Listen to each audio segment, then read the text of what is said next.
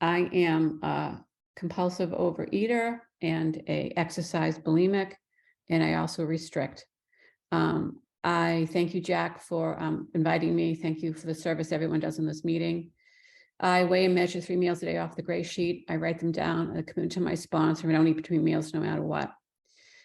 So I took a bunch of notes, and I just, wanted just to touch base about what it was like, how I got here, what it's like now. So I've come to realize after 5 months of food sobriety and abstinence, with no flour, sugar, grains in my body, a lot has been revealed to me, and I'm in a different place. I've been coming around these rooms for like 12 years. And I think what I realized this time was that I didn't understand that I had a disease that developed and festered, if you will, or became worse before I even knew I had it.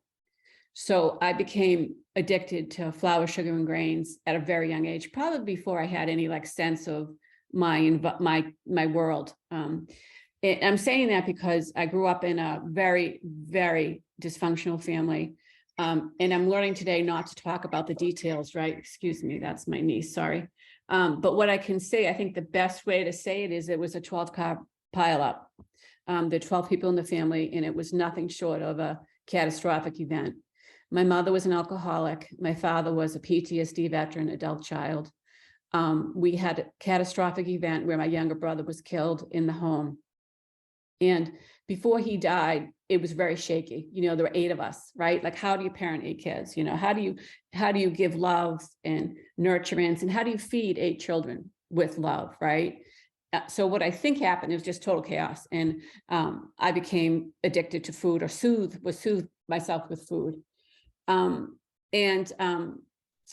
that's what I know today. That's what's being revealed to me today. And I had a really great weekend. I went to Lilac Sunday here in Boston and spent the day in Marblehead with my sisters, and had a lot of time to reflect. And I woke up this morning, and the first thought that came to my mind is make peace with it and move on. And I've never, ever been able to get there with my whole story until now. So, and I think that is because I became very honest with myself in San Francisco. I was going back and forth to San Francisco, long story short. And I was alone with myself out there. And it was me and the food. That was it. Nobody else was in the room. Nobody else was there. And it's like that dark moment, like, oh shit, I'm in trouble. So what happened this time was that the day after Thanksgiving, I hosted Thanksgiving, and my sister-in-law brought something we don't eat. And I was okay all Thanksgiving night. And the next morning I woke up, got out of bed automatically, without a thought, went down to the kitchen and ate 2 of the things we don't eat. But I was eating it like in the refrigerator. I'm hiding myself in the refrigerator, eating it. My kids are upstairs in bed. My husband's upstairs in bed. And I said, oh shit, I gotta get back to Gray Sheet, because Gray Sheet is the only thing that ever worked for me. Okay. So I just took some notes. I don't come from high weights. I come from a heavy weight emotionally. I didn't wear my, so I'm maintaining a 30-pound weight loss. My high was 168. Right now I'm 137, and I'm 5'5", but I'm on the petite end of the spectrum. So if I gain weight, like you see it. So more was revealed to me. And basically what the message I got this time, is to stay open. And I got that because I wasn't in the food, right? I got the clarity of mind and spirit because I wasn't medicating the chaos and the insanity in my head. And it's really hard to live life on life's terms. So what I'm learning to do is I'm learning that I'm in a fellowship with like people who are doing the same thing with their food. And I'm seeing now they're doing the same thing with their recovery in their life. They're being reborn. I love that that statement in the big book. I don't know what page it's on, but it says like we were on a new plane with life. We had a new boss or whatever, and we were reborn. And I really feel like I've experienced that being reborn before in program. I've been to the book. I'm 12 years into this gig. So I've kind of done a lot of work, a lot of pre-work now. But I do feel like this is an opportunity for me to be reborn, or me to go back and dig myself out of that 12-car pileup and say, holy shit, I was a person, and I I can do something with my life. And most importantly, I can help somebody else, right?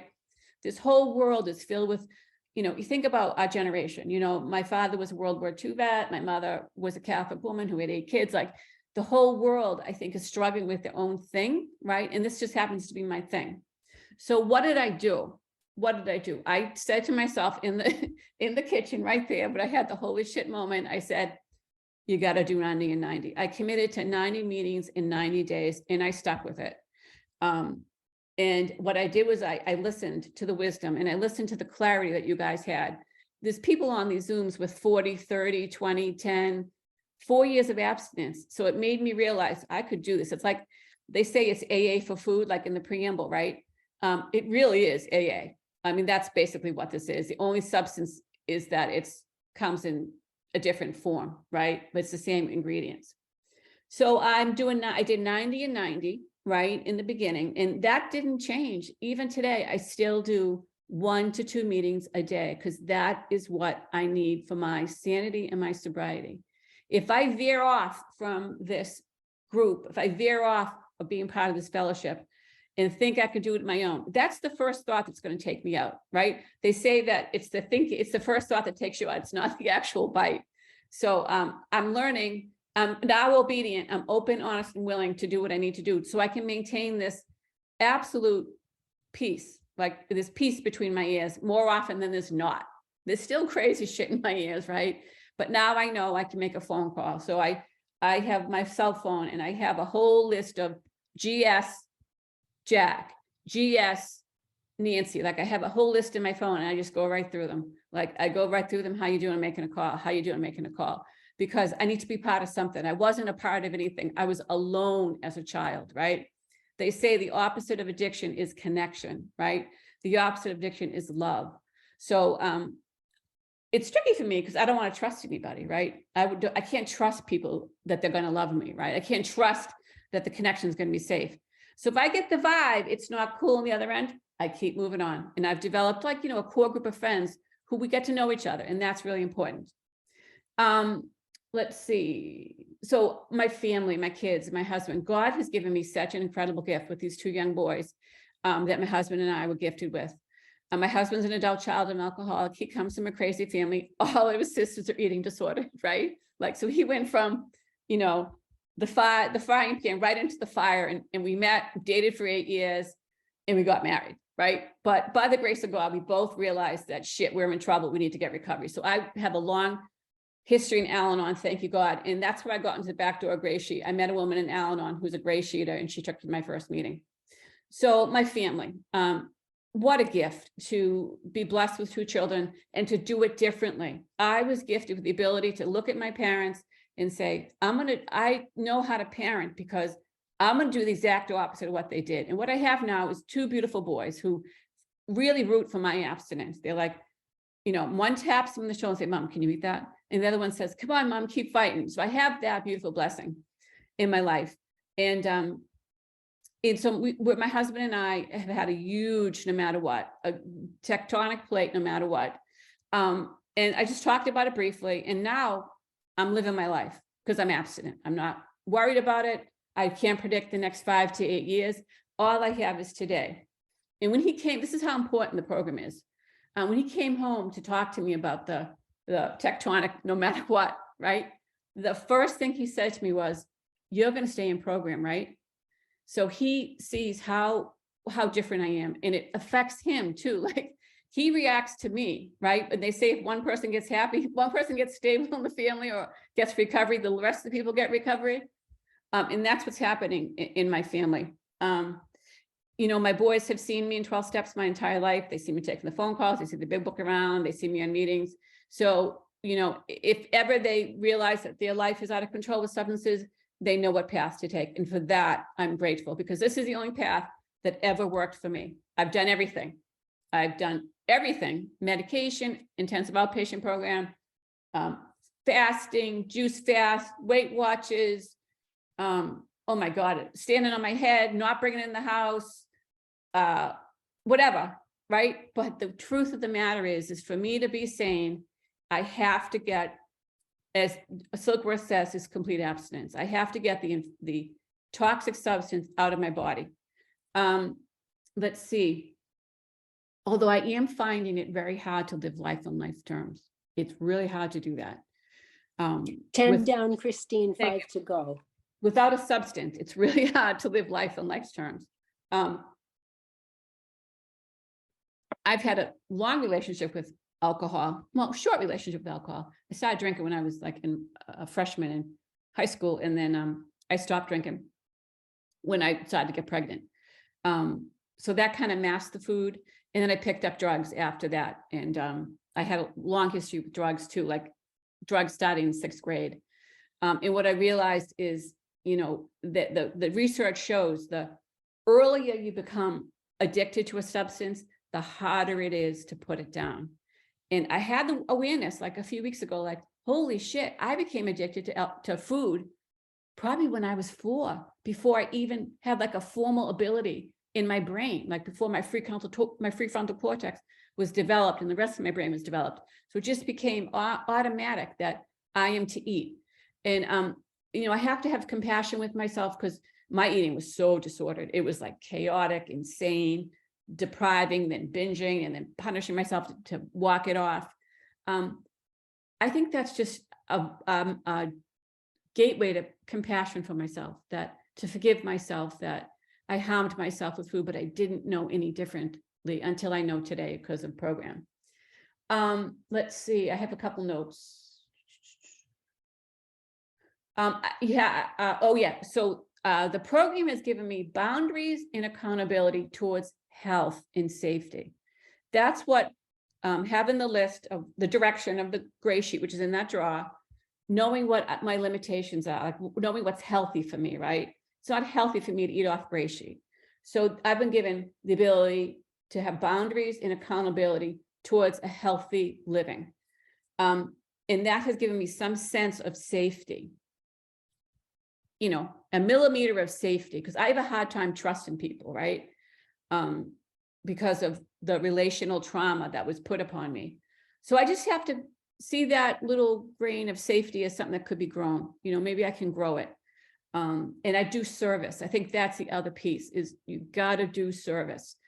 You got to stay a part of this group, because if you feel like you can like do it without being, you know, what is the triangle? It's like service, meetings, and whatever, like the triangle they talk about in 12 steps. I got to do service. And I'm the booker for Wednesday mornings, phone meeting, 7 a.m. And thank you for people who have called me back to book and qualify. So what I'm doing now is I'm listening. I got the cotton out of my ears. It's in my mouth, right? I'm a toddler, right? I am not a full-fledged adult. I mean, I am in my other life. You know, I have a lot of degrees. I have a lot of credentialing. I do a lot of work, but that's outside of me, right? And what's inside of me is just like, WTF is happening to me, right? So I have to stay with the program and listen to your wisdom, right? And listen to your recovery. It's about the food, but it's not about the food, right? It's about getting the health and boundaries and safety around your food so you can experience life on life's terms with peace and serenity. You know, and the other piece I just want to say, my time's probably up, right? Who's my timer? 1 minute, great. The other piece I want to say is that this is a miracle. My older son has a girlfriend. He's been with her for 9 months. She's not the person I would pick, right? So like the mama bear's crazy, right?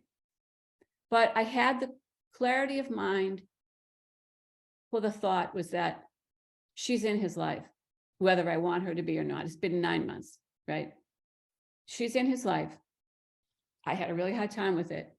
So my job is to hold on to the relationship with them and enjoy it. We went to Lilac Sunday yesterday. She's adorable. She has a rocking body and she's okay showing it, and good for her, you know, and she really, really cares about him. My son is on the spectrum. He has Asperger syndrome, very high functioning. And he found a woman who has Asperger syndrome too. And that's what it is. They're going to have to be, I'm a parent of a 27-year-old kid dating in the context of Asperger's. And that is that's what's been revealed to me. And thank you, God. I can't change it. I just have to really honor it. So anyway, I think my time is up, and thank you for listening, and thank you for inviting. And, you know, thank you, God. The other thing too is God.